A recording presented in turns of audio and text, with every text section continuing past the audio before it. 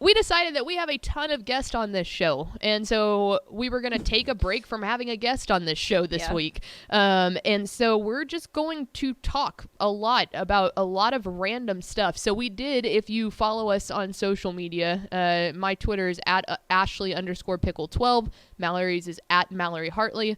If you don't follow us, follow us.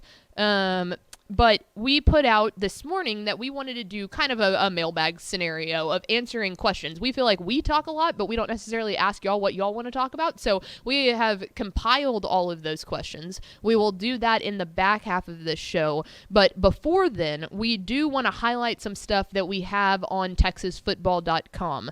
So we are part of Dave Campbell's Texas Football. Most of y'all know that. Our website is TexasFootball.com, and there is a ton of content out there. We have an entire content team that puts together this stuff. So we've tried to make it a mission of ours to highlight some of the other content that our team is doing and like just kind of bring awareness to it. Yeah. I was just going to say, like last week we did the DCTF Rising 5-star watch list for the class of 2025. Yep. Like it's just fun to do that because I think there's just, like you said, there's so much content out there that a lot of people just don't know what to look for when they get to our website. So it's fun to highlight different stuff. Right, yeah, and our guys are working really hard on that stuff, so we feel like hopefully us talking about it will encourage y'all to go take a look at what they actually have to say about it. So today we're going to do that again, and we will start off with, I think we've mentioned it on the show before, but we did add another college football writer onto the Dave Campbell's Texas football team. His name is Carter Yates. He is a soon-to-be graduate of the University of Texas down in Austin. But Carter is joining the team, and he is writing about college football. And so Carter put out an article earlier this week that was entitled... Two articles. It's the same concept in both articles, but he split it up between Power 5 and G5. Perfect. Football teams. Perfect. Yeah, so it's the Texas. biggest spring football questions. Yes. So it's crazy to say it because it doesn't feel like it's late enough in the year to be talking about this, but it's literally almost April, as in not tomorrow, but the day afterwards, which is wild. It's going to be here before we know it. It's, yes. I feel like we never have an off season because it just gets here so quickly. No. And the other side of it is we are now into magazine season, but I can tell you that the vibe of magazine season, like, officially kicks in April. Like, Tepper always comes in a different person on March 31st as he does on April 1st because I think he wakes up and he sees the April and he's like... I always know when he walks in with his headphones and his head down. I don't talk to him because I know I don't want to upset him or bother him because he's in his mood. Right. And so it's funny because we do, obviously when we're putting together Dave Campbell's Texas Football, the magazine, we're getting so much information. Whether really anything you do with the magazine, you are ingesting so much information because like you and I personally are not writing capsules or anything like that. We have a bunch of capsule writers across the state that handle that. Matt Stepp does like almost 50% of them because he's a psychopath. And so it's like we don't necessarily play a hand in that. In the past, I've laid out pages, which is actually going into InDesign and placing the capsule into the page. I'm not doing that this year because you and I have a lot of other stuff that we're handling. But we will play a massive role in the editing portion, which everyone does. You end up reading most every page of the magazine. I think this year Mallory and I are literally going to read all 400 pages of the magazine because we're not writing as much because Tepper, don't tell him that we said this, but Tepper's actually being nice and giving us like a little bit of a break from very nice. The magazine, which is much needed with all the other stuff we're doing with Texan Live. But it's funny to think about while we're putting all that together, and all of this is a preview magazine, and we're looking forward to high school programs that are coming back. Craven and Corey and Ish and now Carter are taking a look at what's to come in the fall. But there actually is somewhat of a little bit of football fixing to start happening, and that is spring ball in the college realms. There is some spring ball that you can do or summer ball when it comes to high school football, but obviously spring ball in college football is really important. It's huge. And you know what's crazy? I never really knew this until I started working here, but the structure of how the NCAA lays out spring ball is very specific. Yes. Like incredibly. how many practices they can have in How many pads, hours. when can they start? Is it before spring break, after spring break? I just don't think that I realized how structured it really was until I started working here. Yeah. It's crazy. Yeah, when I worked at North Texas as technically a marketing intern, Yeah. but I worked at the athletic department all 4 years that I was in college, and to see the behind the scenes of you have to take it so seriously, and it's great because the reason that that's in place is for the health benefits of the athletes. Like they're going out there, they're playing a long time, it is insanely hot. Like the same kind of stuff works for summer, but with spring ball. So anyway, yes, very regimented, as I personally think that it should be. But Carter Yates put together, like you said, one Power 5, one Group of 5 article with the biggest questions for every single FBS program in the state of Texas. You, being our college football expert, have gone through and have found, on this show at least. Yes, okay, I'll take that. Not in the company per se. You were one of the college football experts, I'm the contributors. producer of our podcast. Correct. But on this show, you were our college football expert. You went through and you looked at all the questions that Carter asked, and you found the ones that interested you the most. And so, again, Carter does this for every single FBS program. We want you to go read his article on TexasFootball.com, but here are the ones that interested our local resident college football expert on WTF, Mallory Hartley, the most. Yeah, and to save time, he did one over every FBS program in the state of Texas, which is now 13, including Sam Houston State. I just picked one G5 and one Power 5 team to discuss. So do you want to start Power 5 or do you want to start G5 Let's go first? G5. Let's go G5. I love me some G5 ball. All right. Let's talk about the Rice Owls. Hoot. Hoot. The biggest question heading into spring ball for the Rice Owls is JT Daniels the answer at quarterback? And for those of you that don't know who JT Daniels is, he is a transfer quarterback from West Virginia University, formerly was at Georgia, formerly was at USC. So I actually looked this up. He started off in 2018 at USC. 2018 to 2020, so he spent 2 seasons at USC. I believe one of those, I guess, technically was COVID. Yes. Okay. He didn't play very much because he was dealing with injury. I think he was dealing with injury pretty much everywhere he's gone. So 2018, 19, and 20. Yes. So 2 seasons. It's 2 seasons. They have him on here as 2 seasons. He played 2 football seasons at USC. And then 2020 hit. Okay. Yes. Then he transferred to Georgia, 2020 through 2022, 2 seasons. Okay. And so that's 4 seasons total. Yes, I believe he was the starter at Georgia for a while. Georgia was actually 7-0, I think. Yeah. As him with the starter. I think Stetson Bennett. I think, you know what? Now don't quote me on this. I think he got hurt. And so Stetson Bennett took over. They realized Stetson Bennett was probably the future of the program, which now we can comfortably say correct. He is very much the future of this program. Like they know something about football at Georgia University. Right. And then after that, so he transferred to West Virginia. He played 1 season at West Virginia, and now, of course, he is at Rice and probably has 2 years at Rice left in his eligibility. So, yeah, one of those was definitely the COVID year. There's an injury years thrown in there, I bet, from Georgia. One of these is definitely a COVID year. And then is there grad school possibly? Yeah. I mean, that's what he's doing at Rice. There's no doubt about that. There's no way he's still getting his bachelor. Yeah, after this COVID year thing, I mean, it's really difficult to keep up with all of the eligibility and stuff like that. But anyways, that's who JT Daniels is.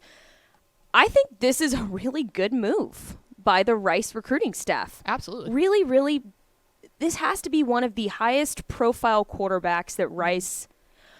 Let me take that back. This has to be one of the highest rated college football players that this Rice team has ever probably seen. Now, don't quote me on that because I obviously do not know for sure, but this has to be up there in the top 5. This guy was a 5-star quarterback, 5-star recruit coming out of high school. This is a huge get for the Rice Owls. Now, I think the biggest question concerning JT Daniels is if he can stay healthy. Yeah. Because one of the biggest issues that Rice has had at the quarterback spot for the past couple of years now is the inconsistency. Back in 2021, if you remember, they had probably about 4 or 5 different players start at quarterback. And I say players because they had to bring up a wide receiver in Luke McCaffrey at quarterback because they just didn't have anybody. Mm-hmm. Same thing happened last year. They had TJ McMahon was the starter. Mm-hmm. TJ McMahon got hurt, so they had to bring in AJ Padgett. I believe that's how you pronounce his name. But it's just been so inconsistent at that quarterback spot.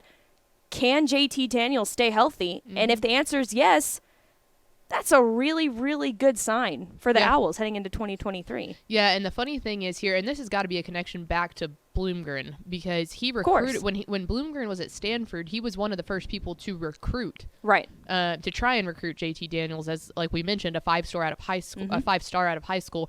No, I think you're exactly right, and that's been the Achilles heel for Rice for so long now, because you look back last year, and I know our college football insider or senior college insider now, Mike Craven, he was so big on the defense that Rice had last year. And that's something that for as long as I can remember, like I'm talking about like when I was a kid and used to watch Rice play Texas every year or like keep up with that kind of stuff.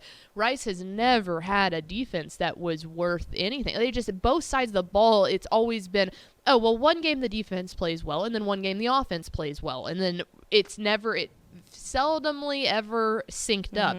Last year, they fundamentally had a very good defense. They had the players that they needed to. The secondary was really good, but yet they just couldn't find a way to pick a quarterback and stick with them. Like you mentioned, a lot of them has been because of injury. I'm not saying that it's anything like that, but I think that, yes, if Daniels can stay healthy, he's going to be one of the best in Conference USA. Well, I guess they're moving up to the AAC, but that'll be huge in establishing any sort of a name for them. But even further than that, I've talked with some of the people on the Rice staff about this move and getting Daniels and what that meant.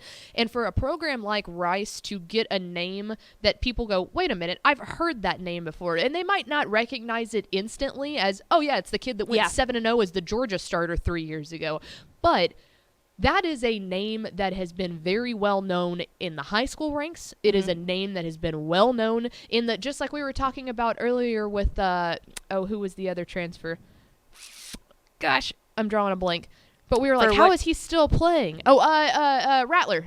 Spencer Rattler at South Carolina. Now he's over at South Carolina. And it's just one of those things that it's like, yes, it's never necessarily panned out for them to go be the championship winning quarterback that we thought that they had potential to. Right. But they have gone somewhere and always had an immediate impact on the success.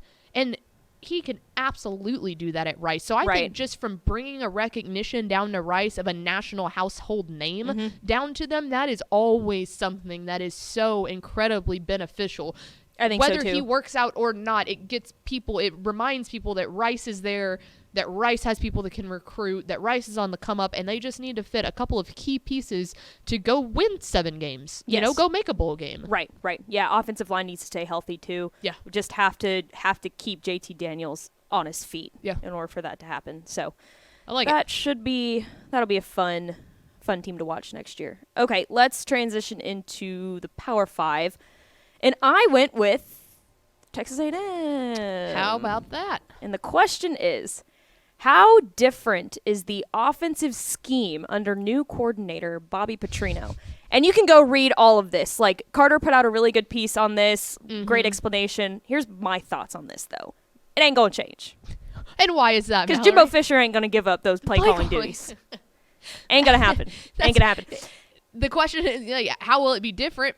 It ain't going to be different. I don't know. It's not going to change. Is the dude even going to be calling games? Like, no, that's we don't know. And you know who doesn't know either? Jimbo Fisher. No. He came out at their first opening spring press conference, and someone asked him, "Hey, how's it going to look under Petrino?" And he goes, "We don't know who's calling. Like, we'll figure that out." Yeah, I mean, it's just like, we'll figure that out. What does that mean? We'll figure that. And I talked to Craven about this because he was at the press conference. We talked about it a little on ROF, and he was like, the craziest thing was also his demeanor. Like, when he was saying all that about Petrino, he was just kind of like, "Oh, yeah, we'll get to, we'll talk about it. We'll talk about it." Like avoiding the question. It's like, is this a tactic to me? Is this a tactic to where they want to throw teams off in the sense of, I mean, this offense could be 1,000% different and look 100% different from the offense last year under Jimbo Fisher. Or is just this being stubborn Jimbo Fisher and him not wanting to give up the play calling duties? I mean, I can't figure it out. I don't know. It's just something we're going to have to wait and see. I have no inside information into this, but Tepper brought up, we talked about this a little bit on TFT, and Tepper brought up a good point. He was like, at that point, like, I don't encourage people to lie, but just, there is a way. Here's how I would have gone about that. Now, Jimbo Fisher is getting paid millions of dollars to say whatever the hell he wants. So what do I know as the dumb, measly journalist who is not getting paid millions of dollars? But if it were me personally, what I would have said was, turn it around and make it look positive to the hire. There was already enough kerfluffle going on about the Petrino hire, and there's a lot of stuff that goes into that. Do I think the guy knows his way around some offense? Absolutely. For sure. Do I recognize why some people had problems with him? Absolutely. I'm not here to pick sides with that. The deal is done. It is what it is. Here is your offensive coordinator. My thing is if you know you have a subsection of either your fan base, possibly your administration, someone that might not be feeling good about that, answering that question as I don't know, basically, is not the right answer to the question. Turn it around and make it look positive. And don't answer the question. You don't have to say, oh yeah, he's calling it, or I'm calling it, or we don't know who's calling it. Say, well, we hired an offensive coordinator in Bobby Petrino who we're super excited about. Right. You know, or, well, we made a change because we obviously want to change our offense. Like, you don't keep an old guy that you don't want anymore because we didn't. You can turn it around, and literally as easy as it could have been is saying, we did not like what we saw on offense last year, so I can tell you that we're not going to be doing that again. Right. And that there's other ways to go about it. Like, and exactly. Like, you can answer a question without giving an answer. Right. Exactly. And he is the type of person that I expect to be able to do that. Right. And that wasn't what it is. Like, refer back to last year and say, you remember that nightmare on offense last year? I can tell you that's not the goal this year. Right. And be done. You don't have to be catty about it, but just hype up who you hired. That makes you as a head coach look better. Right. I think either way, if he gives up play calling duties, he probably will to some extent, not 1,000. I can't imagine that he's going to give up play calling duties to 100%. Right. But I mean, I can only imagine that probably a little bit. You know, I think this offense is going to look super different, anyways. Just with the personnel. Connor Wigman's going to be starting at quarterback. I think probably Connor Wigman is going to be starting. The addition of Ruben Owens, a lot of the players that they have they've got a star-studded offensive roster heading into this new year. I mean, wouldn't you want to make some kind of changes on the offensive side to keep these guys around? A couple of them already left. Yeah. Wouldn't you want to ensure them, like, hey, you know, we're going to do everything in our power to be better this year, you know, to keep these guys around. I mean, remember the hype coming into this year with they had the best recruiting class in the class of 2022. And that still won't hit for another year. Right. Likely, but I mean, like, you're going to lose that momentum. You know what I mean? Right. Yeah. I don't know. I think that you just answer a question without actually giving an answer would have been the right case scenario there. I don't know. But I think that if you want my personal opinion about how I see this going, I think that this is going to be almost immediate results impacted. Right. Of if they go out there and they just hammer the first three opponents, then Petrino's going to still call the plays. But I feel like he will start the year calling the plays, and I feel like that is going to be the shortest leash of college football. The moment things start going wrong, I expect Jimbo to step in. I don't think that there's any grace period at all. That would be my interpretation of it. I could be completely wrong.